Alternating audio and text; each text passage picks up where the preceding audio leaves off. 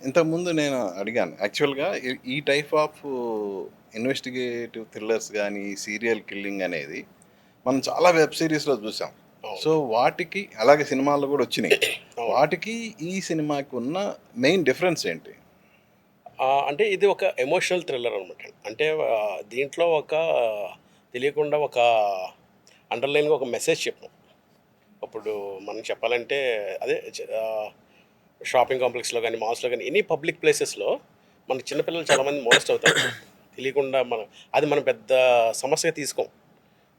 ఏంటిది థియేటర్స్‌లో, మాల్స్ ఇలాగే జరుగుతాయి. మరి క్రౌడ్ ఉన్నప్పుడు అలాగే ఉంటారు అని దాన్ని ఒక పెద్ద క్రైమ్ లాగా ఏం చెప్పము. ఒకవేళ పిల్లలు కంప్లెయింట్ చేసినా సరే, మనం మనల్ని ఎవరన్నా ఏమన్నా అనుకుంటారేమో, ఇంత చిన్నదానికి ఎందుకు మీరు ఇలా వచ్చారు?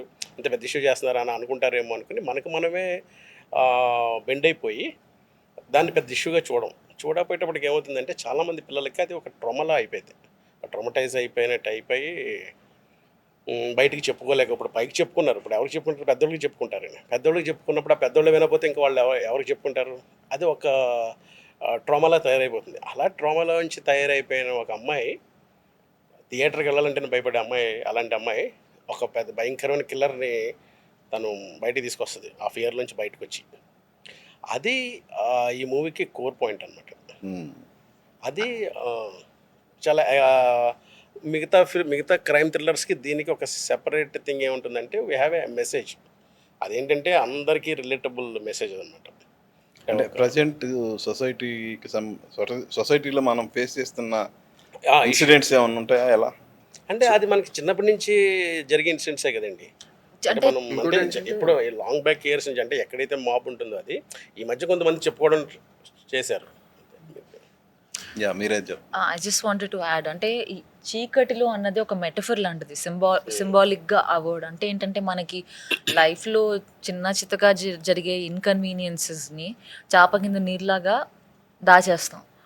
ఒక చీకటిలోకి తోసేస్తాం. కానీ ఆ ఆ చీకటి మన మైండ్‌లోనో, మన మనసులోనో అదొక కోణంలో ఉంటుంది. సో, ఆ చీకటిలోంచి వెలుగులోకి రావాలి అన్నది ఈ క్యారెక్టర్ యొక్క correct. Journey.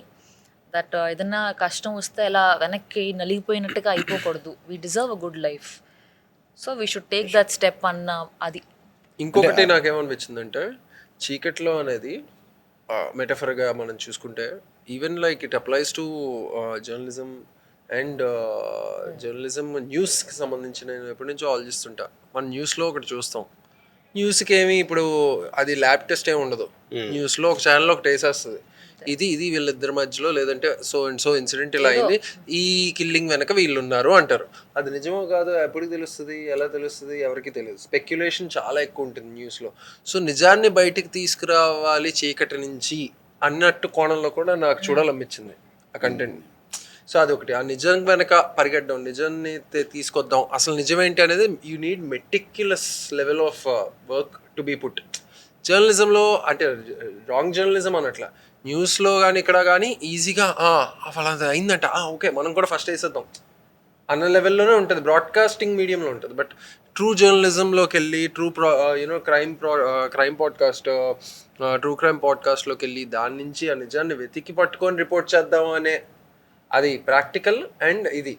So that's I feel very passionate thing to do and it's very nice to for somebody to be doing that. And ఈ కేసులో her character has the traits of such thing which is impressive.